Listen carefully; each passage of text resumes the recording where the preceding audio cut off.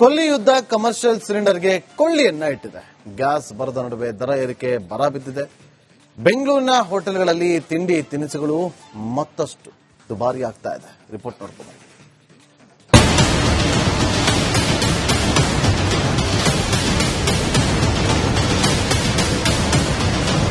ಕೊಲ್ಲಿ ಯುದ್ಧ ಬದುಕನ್ನೇ ಬುಡಮೇಲು ಮಾಡಿದೆ. ಜನರ ಜೀವನಕ್ಕೆ ಕೊಳ್ಳಿ ಇಟ್ಟಿದೆ.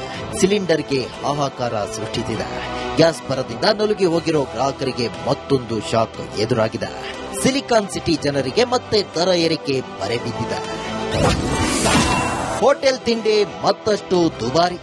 ಕಮರ್ಷಿಯಲ್ ಸಿಲಿಂಡರ್ ಸಿಗದೆ ಬಹುತೇಕ ಹೋಟೆಲ್ಗಳು ಬಂದಾಗಿವೆ. ಇನ್ನು ಕೆಲ ಹೋಟೆಲ್ಗಳು ದುಬಾರಿ ಬೆಲೆ ಕೊಟ್ಟು ಸಿಲಿಂಡರ್ ಖರೀದಿಸಿ ಅಡುಗೆ ತಯಾರಿಸುತ್ತಿದ್ದಾರೆ.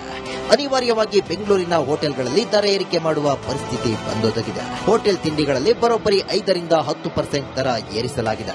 ಗ್ಯಾಸ್ 400 ರೂಪಾಯಿ ಜಾಸ್ತಿ ಆಗಿದೆ ಈ ತಿಂಗಳಲ್ಲಿ. ಆಮೇಲೆ ಪ್ಲಾಸ್ಟಿಕ್ ಐಟಮ್ಸ್, ಇವಾಗ ಕಂಟೈನರ್ಸ್ ಇದೆಲ್ಲ ಜಾಸ್ತಿ ಆಗ್ತಾ ಇದೆ. ಎರಡನೇದು, ಕೆಲವು ಪದಾರ್ಥಗಳು ಇವಾಗ ನಿನ್ನೆ ನೋಡಿದಂಗೆ ಸ್ವಲ್ಪ ಆಯಿಲ್, ಎಡಿಬಲ್ ಆಯಿಲ್ ಸ್ವಲ್ಪ ಜಾಸ್ತಿ ಆಗಿದೆ. ಸೊ ಈ ತರ ಪೆಟ್ರೋಲಿಯಂ ಕನೆಕ್ಟೆಡ್ ಏನೇನಿದೆಯೋ ಅದೆಲ್ಲ ಸ್ವಲ್ಪ ಜಾಸ್ತಿ ಆಗ್ತಾ ಇದೆ. ಆ ಪದಾರ್ಥಗಳು ಜಾಸ್ತಿ ಆಗೋದ್ರಿಂದ ಅನಿವಾರ್ಯ ಹೋಟ್ಲ್ ಅವ್ರಿಗೆ ಜಾಸ್ತಿ ಮಾಡಲೇಬೇಕಾದ ಪರಿಸ್ಥಿತಿ ಬರುತ್ತೆ. ಆದ್ರೆ ಎಷ್ಟು ಮಾಡ್ತಾರೆ ಅಂದ್ರೆ ಕನಿಷ್ಠ 5 ರಿಂದ 5% ಕೆಲವರು ಮಾಡ್ಕೊಬಹುದು, ಕೆಲವರು 5 ರಿಂದ 7% ಹೋಗ್ಬೋದು, 8% ಹೋಗ್ಬೋದು. ಒಂದೊಂದು ಹೋಟೆಲ್ನಲ್ಲಿ ಒಂದೊಂದು ದರ. 10% ಅಂದ್ರೆ ನೀವು ಒಂದು ಇಡ್ಲಿ 60 ರೂಪಾಯಿ ಆಗಂಗಿದ್ರೆ ನಿಮಗೆ 3 ರಿಂದ 6 ರೂಪಾಯಿ ಎಷ್ಟಾದ್ರೂ ಆಗ್ಬೋದು. Tea coffee sir? Tea coffee ಕೆಲವು ಹೋಟ್ಲಲ್ಲಿ ಮಾಡಲ್ಲ, ಯಾಕೆಂದ್ರೆ ಅದು ಫಾಸ್ಟ್ ಮೂವಿಂಗ್ ಐಟಮ್ ಅಂತ ಮಾಡಲ್ಲ. ಅದು ಮಾಡಿ 1-2 ರೂಪಾಯಿ ಅದು ಜಾಸ್ತಿ ಆಗ್ಬೋದು. ಅಂದ್ರೆ ಪ್ರತಿಯೊಂದು ತಿಂಡಿ ಮೇಲೆ ಈಗ 5 ರಿಂದ 10% ಏರಿಕೆನೇ ಹೇಗೆ ಆಗ್ಬಹುದು. ಅವ್ರವ್ರ ನಾ ಹೇಳದ್ನಲ್ಲ ನಿಮ್ಗೆ, ಇದು ಅವ್ರವ್ರ ಇಚ್ಛೆ. ಸಂಘ ಗೊತ್ತಿರುತ್ತೆ, ಯಾಕೆ ಹೋಟ್ಲ್ ಸಂಘದವರು ಎಷ್ಟು ಪರ್ಸೆಂಟೇಜ್ ನಿಮ್ಗೆ ತಿಳಿಸಿರ್ತಾರೆ.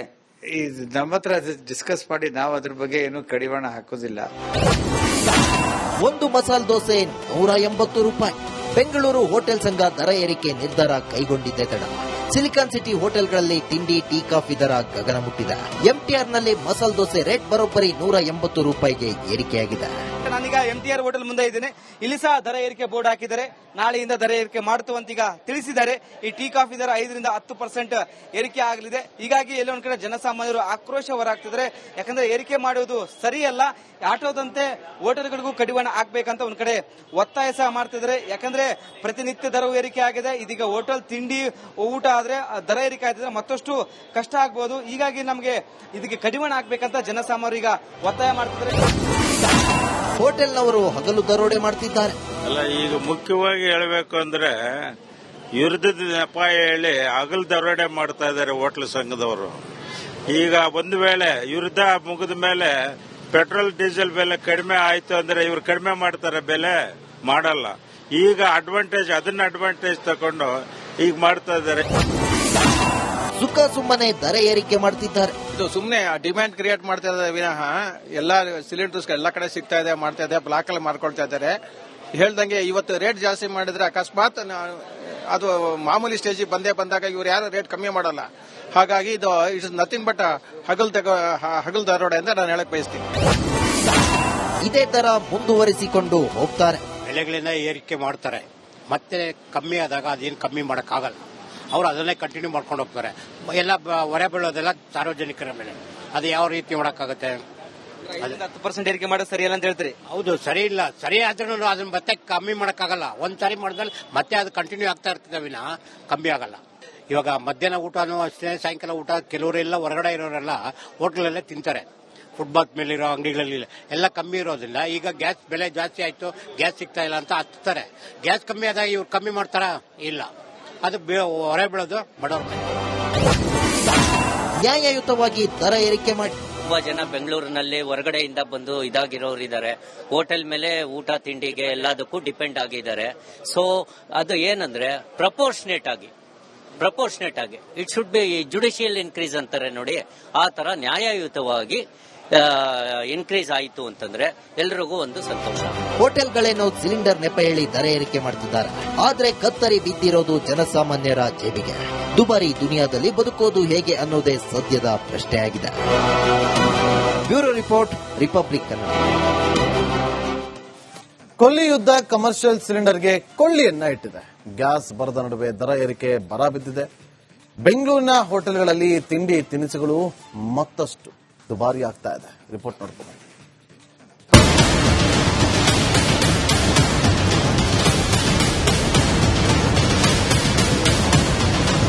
ಕೊಲ್ಲಿ ಯುದ್ಧ ಬದುಕನ್ನೇ ಬುಡಮೇಲು ಮಾಡಿದೆ. ಜನರ ಜೀವನಕ್ಕೆ ಕೊಳ್ಳಿ ಇಟ್ಟಿದೆ. ಸಿಲಿಂಡರ್ಗೆ ಹಾಹಾಕಾರ ಸೃಷ್ಟಿಸಿದೆ.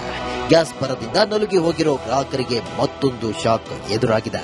ಸಿಲಿಕಾನ್ ಸಿಟಿ ಜನರಿಗೆ ಮತ್ತೆ ದರ ಏರಿಕೆ ಬರೆ ಬಿದ್ದಿದೆ. ಹೋಟೆಲ್ ತಿಂಡಿ ಮತ್ತಷ್ಟು ದುಬಾರಿ. ಕಮರ್ಷಿಯಲ್ ಸಿಲಿಂಡರ್ ಸಿಗದೆ ಬಹುತೇಕ ಹೋಟೆಲ್ಗಳು ಬಂದಾಗಿವೆ.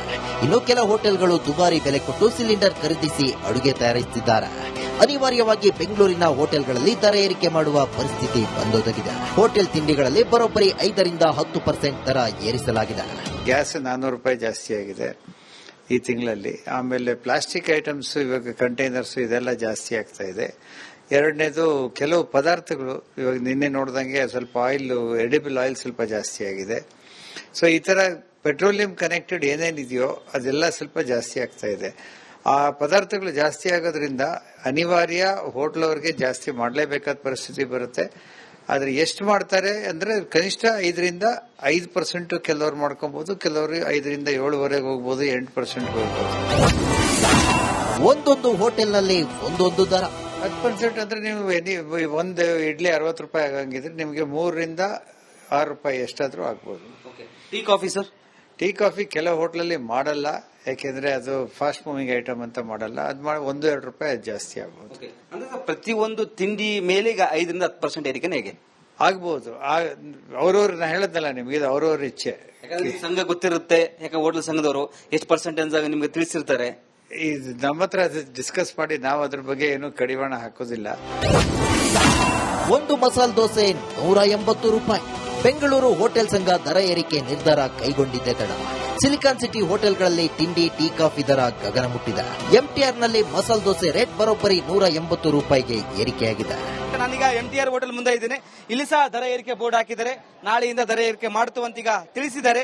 ಈ ಟೀ ಕಾಫಿ ದರ 5 ರಿಂದ 10% ಏರಿಕೆ ಆಗಲಿದೆ. ಹೀಗಾಗಿ ಎಲ್ಲೊಂದ್ ಕಡೆ ಜನಸಾಮಾನ್ಯರು ಆಕ್ರೋಶ ಹೊರಹಾಕ್ತಿದ್ದಾರೆ. ಯಾಕಂದ್ರೆ ಏರಿಕೆ ಮಾಡುವುದು ಸರಿಯಲ್ಲ, ಆಟೋದಂತೆ ಹೋಟೆಲ್ಗಳಿಗೂ ಕಡಿವಾಣ ಹಾಕ್ಬೇಕಂತ ಒಂದ್ ಕಡೆ ಒತ್ತಾಯ ಸಹ ಮಾಡ್ತಿದ್ದಾರೆ. ಯಾಕಂದ್ರೆ ಪ್ರತಿನಿತ್ಯ ದರವು ಏರಿಕೆ ಆಗಿದೆ. ಇದೀಗ ಹೋಟೆಲ್ ತಿಂಡಿ ಊಟ ಆದ್ರೆ ದರ ಏರಿಕೆ ಆಯ್ತಿದ್ರೆ ಮತ್ತಷ್ಟು ಕಷ್ಟ ಆಗ್ಬಹುದು. ಹೀಗಾಗಿ ನಮಗೆ ಇದಕ್ಕೆ ಕಡಿವಾಣ ಹಾಕ್ಬೇಕಂತ ಜನಸಾಮಾನ್ಯರು ಈಗ ಒತ್ತಾಯ ಮಾಡ್ತಿದ್ದಾರೆ. ಹೋಟೆಲ್ನವರು ಹಗಲು ದರೋಡೆ ಮಾಡ್ತಿದ್ದಾರೆ.